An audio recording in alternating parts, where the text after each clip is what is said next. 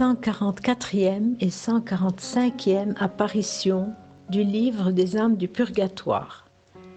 Le moment de la mort est le plus dangereux pour le chrétien, parce qu'alors les ennemis infernaux accourent pour le perdre.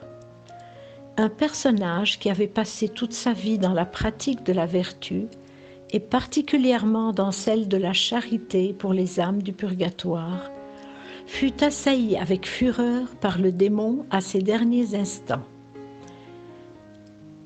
Il semblait que l'enfer tout entier l'entourât de ses infernales légions.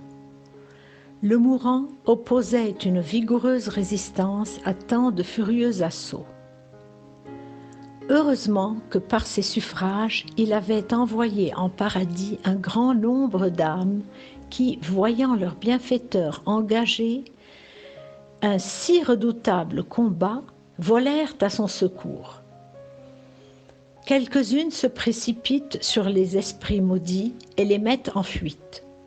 D'autres entourent le lit du moribond pour le défendre, d'autres enfin se tournent vers lui pour le consoler. Il pousse alors un profond soupir et s'écrie « Qui êtes-vous, de grâce? Vous qui me faites tant de bien. Nous sommes, dirent-elles, des habitants du ciel que vos suffrages ont conduits à l'éternel bonheur. » À cette heureuse nouvelle, un sourire éclaire le visage du mourant, qui expire dans une douce extase.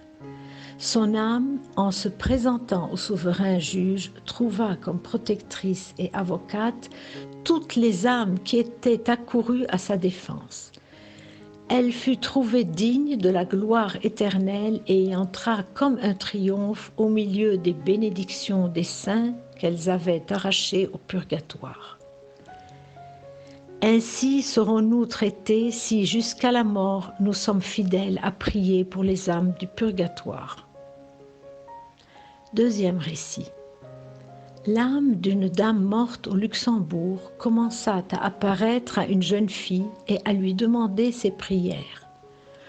Toutes les fois que celle-ci allait à l'église et s'approchait de la sainte table, elle était suivie par l'âme dont, à l'élévation de l'hostie, le visage s'enflammait d'une ardeur qui la faisait ressembler à un séraphin du ciel. Hors de l'église, elle ne se laissait jamais voir.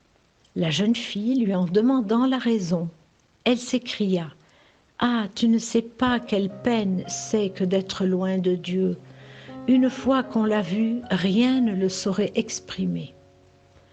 Je suis attirée vers lui par un désir ardent, une intolérable anxiété, un élan irrésistible, et rester privée de lui en châtiment de mes fautes est pour moi une douleur si grande qu'auprès d'elle le feu qui m'enveloppe n'est rien.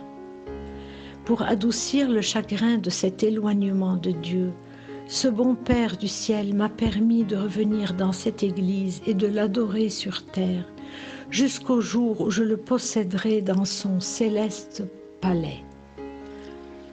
Même sous les voiles des sacrés mystères de la messe, sa présence me réjouit au point que je ne vis que pour lui.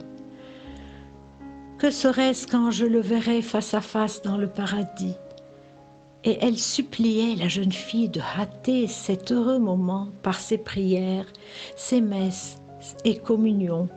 La jeune fille le fit avec tant de ferveur qu'elle vit bientôt cette âme plus brillante que le soleil s'envoler au paradis.